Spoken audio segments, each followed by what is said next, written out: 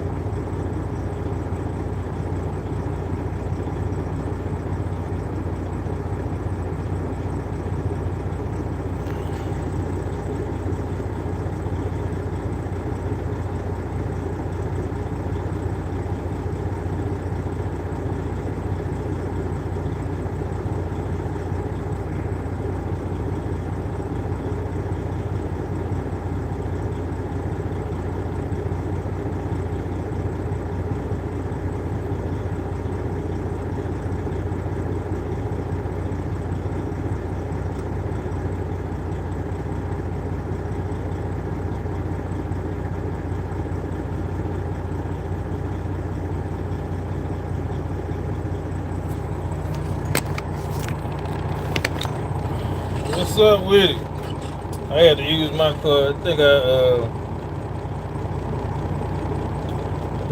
must have deleted the video. I had this video of a wrecked Monte Carlo. It was like SF Monte Carlo that was a T-top and stuff, and it was all like mangled up and twisted and everything.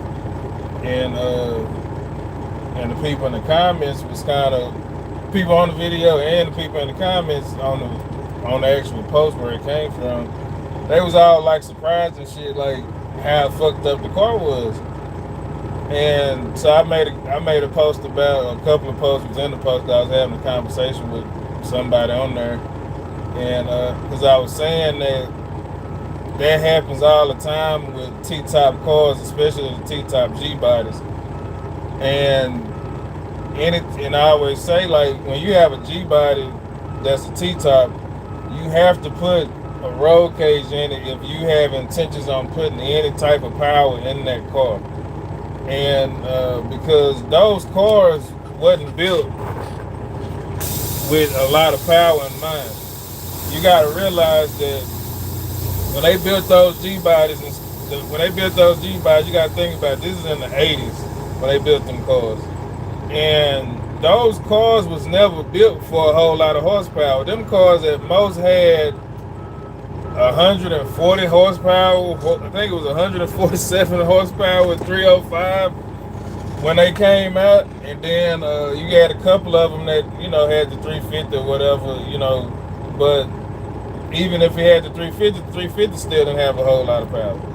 And so when you sitting up there putting a car that was only designed to have 140 something horsepower, and you turn around and put 300, 400, 500, 1,000 horsepower into the car, that car not gonna do good in a wreck. That car gonna twist up, it's gonna fold up, it's gonna do all kinds of shit unless you put a roll cage in it. You have to put a roll cage. You have to put a roll cage on a G body. I mean a T-top car.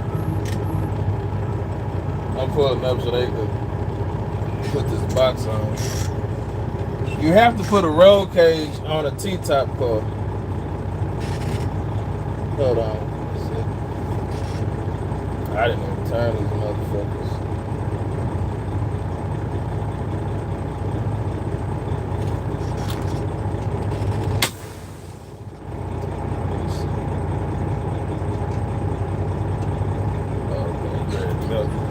Good to go. We in the game.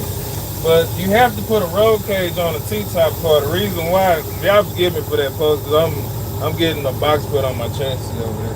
But you have to put a roll cage on a T-top car, because if you look at, like, this is my car. This is my Z28 Camaro.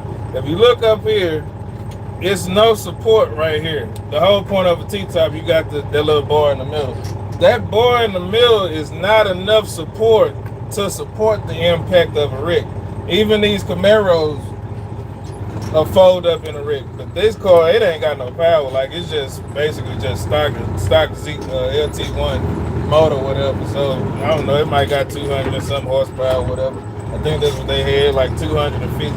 But if I was racing this car, I would most definitely put a roll cage in it because of the fact I know exactly what a T-top is going to do as soon as it has front impact. As soon as it has front impact, rear impact, as soon as it's hit from any direction with enough force, that car is going to fold up. And I see so many dudes get T-top G bodies, and you can say F bodies too, and the first thing they do is go and throw 600 horsepower in, and some even 1,000 horsepower, and never put no type of cage in it because either they don't like the way it look. Most of the time, they don't like the way it look. I don't like cages either. This shit is ugly unless it's a full-on race car. But if it's a cruiser, you don't want to look at no goddamn cage. But if you sitting up there throwing 600 to 1,000 horsepower with this car, you finna be out here hitting the gas and racing people every now and then and all that kind of stuff, you have to have a roll cage in it because that car is gonna collapse. It's not a lot of structure in that car. When you have a wreck, the impact sends that energy through the car. On a regular car, it would be like you got the A pillar, then it'll be connected right here, and same thing on the side. Say the roof is solid. When that impact hits that roof, when the energy of the impact goes through the A pillar, and then it's gonna go back to the B pillar, and the B pillar is gonna absorb. It's gonna go back into the quarter panel. But if it's nothing there, then you expecting the energy of the wreck to go this way to that T, and that's just not gonna happen. It's just gonna crush that. It's just gonna crush that motherfucker. That's why every time you see a T-top car, they either get crushed this way or they get crushed this way. It look like it's finna turn into a goddamn a fucking pretzel. That's what the whole thing is. And so you have to be aware of this type of stuff when you building these cars. What's going on? What you plan on doing to it? How you plan on doing it? The only way you might be able to get around it is if you put the roll cage going up the B pillar, then go back across to the T. Then it might give you more structure, but it's still not as much structure as it would if the bar went straight across. It just is what it is. And so it's like if you're trying to build a safe car, you got to put that roll cage in there the right way. If you T-top cars ain't good for nothing other than just being cruisers, to be honest. You doing anything, if you really plan on racing a car that's an F body or a G body or any other car that offers a T-top, it's better to just get the hard top. If you're gonna race, if that's your full intention on racing this motherfucker, get a solid top. Just get a regular top. Don't get no T-top, because even with the cage, you still lacking structure. The cage is helping a lot more than, especially depending on who built it. Depending on who built it, you might not have a problem at all. That's another thing too, because if you get it built by somebody who don't know how to weld and don't understand impact energy, how energy travels through a system, how energy travels through a chassis on impact, then you don't need to have them road building your goddamn cage. It's like if you build one, if you order one out of like a Jazz catalog from Summit or something like that, the cage is already designed for your car. All you have to have is just a good fabricator that know how to sit it in there and knows how to weld it and can weld good and stuff like that. We done seen horror stories over the years. We done seen people with roll cages that wasn't welded in certain spots. They were just welded on a couple of bars to hold it in there. That ain't cutting it. If that motherfucker ain't welded at all, you got roll cages that have 2 points, 4 points, and 6 points. Be like the average ones until you get off in the pro mods and all that stuff. I don't know shit about pro mods and all that, so I don't even want to comment on that. But like most point, like a 2 point when it's like it just goes across your back and it goes from one side to the other side, it goes over your head behind the seat, and it goes from one side to the other side. Those are 2 points of contact. Is gonna be welded right there. Then a 4 point, that same design, but then you're gonna have 2 more boards going from there to the back to like the trunk or the hatchback area, whatever, and this way. So then that's 4 points. The 6 points, it'll come to the front, down the B pillar, down the A pillars, then to the floorboard, and then that's another point. So that's like six points or whatever. So that's what I mean by 2, 4, and 6 and all that kind of stuff. But you have to always think about safety when you building these cars, because we just not seen. They just recently had a person die. Yeah, I think his daughter survived. An older guy, he died. His daughter survived. He had a wreck, towed out his car, but his car wasn't a T-top, but it didn't have no cage in it. But he had a crazy ass motor in it. This is the stuff you got to think about when you're building these crazy motors and putting them in these cars. Like, what are we doing? Because it's like, it's cool to build these cars, put a lot of power in them, look good, hit the gas, burn rubber, all that kind of stuff. All that shit is good.